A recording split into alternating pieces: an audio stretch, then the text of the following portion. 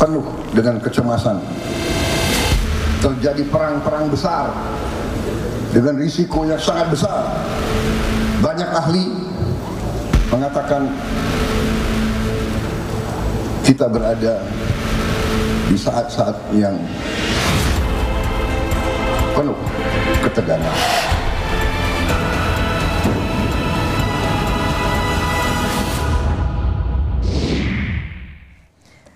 Pekerjaan rumah Menteri Ekonomi Kabinet Indonesia Maju menanti. Setelah dilantik 20 Oktober mendatang, Prabowo Gibran diyakini bakal dihadapkan dengan banyak tantangan kompleks.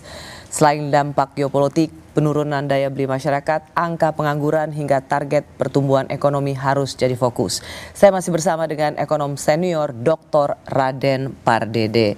Pak Raden Pardede, tadi kita dengar juga bahwa situasi ekonomi global itu cukup mencemaskan. Memang ada soal perlambatan ekonomi global, tapi juga soal ketegangan politik.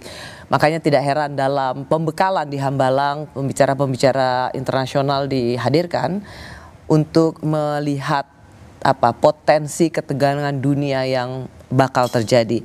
Menurut Pak Raden Pardede, dengan koalisi yang sekarang, yang tercermin di parlemen dan juga di kabinet, seberapa cepat, seberapa efektif, atau seberapa ini menjadi sebuah tim yang sangat konsolidatif mengantisipasi apa-apa yang menjadi tadi kecemasan presiden terpilih? Iya. Ada soal kemungkinan perang juga yang dikatakan dalam pembekalan di Hambalang. Iya. Kalau memang koalisinya besar, tentu di dalam pembuatan kebijakan seperti yang kita sebutkan tadi akan jauh lebih mudah. Terutama dalam menghadapi krisis, ya, akan jauh lebih mudah karena pada saat krisis umumnya kita memerlukan satu kebijakan yang extraordinary yang mungkin kita harus melakukan perubahan undang-undang kadangkala pada saat keadaan mendesak, ya.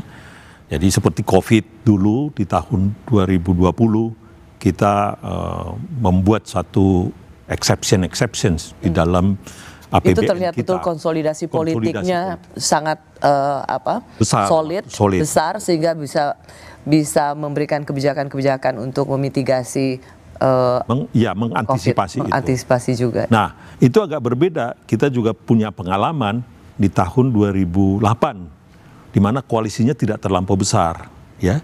Itu menjadi ada persoalan tersendiri kalau ingat waktu krisis di global financial crisis waktu itu. Jadi jelas dengan koalisinya besar dong 2008 Pak SBY. Sebelum pada saat krisis kurang itu sedikit itu. Ya, kecil. Dibandingkan sekarang, dulu hanya 50 sekian pada tahun persen. 2008 itu pada saat kita menghadapi global financial crisis. Persis, 2008 itu Pak SBY bersama Pak JK pada waktu itu hanya menyisakan PDI Perjuangan di luar kabinet, selebihnya di dalam kabinet, Pak Raden Pardede. Tetapi memang kenapa itu membuat Presiden SBY tidak terlalu leluasa memainkan konsolidasi politik, karena partai-partai yang bergabung justru di kabinet justru merongrong dari dalam. Ya. Nah, sekarang kan ini yang menjadi kunci. Jadi tadi meskipun bergabung di dalam satu koalisi, dipastikan bahwa koalisinya itu harus kokoh dan kuat. Nah, seperti yang kami katakan tadi, jelas dengan koalisi yang lebih besar, apalagi dia kalau kompak, maka dia akan sangat decisif untuk membuat kebijakan-kebijakan. Dari sisi itu sangat bagus sekali. Ada satu hal yang saya selalu ingat mengapa konsolidasi politik ini dibutuhkan, begitu, karena tidak mau kehilangan momentum. Tetapi di sisi lain, seperti yang kita baca dalam pemenang Nobel Ekonomi tahun ini, Democracy Does Cause Growth, yaitu yang menunjukkan evidence bahwa demokrasi memberikan efek positif dari pertumbuhan ekonomi. Jadi satu sisi kita membutuhkan konsolidasi politik yang solid, gitu. Seperti kata Pak Prabowo, ya udah kalau nggak mau ikut, yang penting jangan ganggu. Gitu. Tapi satu sisi juga ada evidence dalam tulisan pemenang Nobel Ekonomi bahwa demokrasi justru dibutuhkan untuk pertumbuhan ekonomi yang berkualitas. Bagaimana menurut Anda postur, gesture atau kebijakan atau statement politik yang harus dilakukan supaya tidak kehilangan momentum tetapi juga tidak menghilangkan demokrasi? Nah, ini memang yang selalu menjadi godaan bagaimana untuk for the sake of stability, konsolidasi, tapi itu tidak sustainable biasanya seperti itu.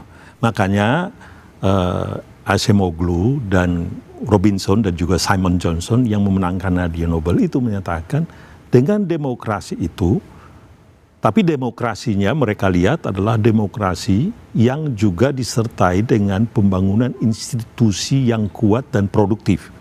Itulah yang bisa menjamin pertumbuhan yang lebih sustainable dan terus-menerus. Kalau dia menjadi satu for the sake of stability tapi bersifat sementara, akhirnya ada kekuasaan yang menumpuk, itu bisa saja stabil kelihatannya, tetapi dalam waktu singkat kemudian bisa menjadi turun kembali. Nah, yang paling kita lihat sebagai ekonom adalah sama seperti yang mungkin sering dikatakan, bagaimana kita bertumbuh 8% atau 10% versus kita bertumbuh 5 atau 6%. Nah, bisa saja kita usahakan bertumbuh 10% dengan catatan tadi, kita konsolidasi semua, tetapi kemudian yang terjadi adalah dia terjadi boom, kemudian boost dia turun.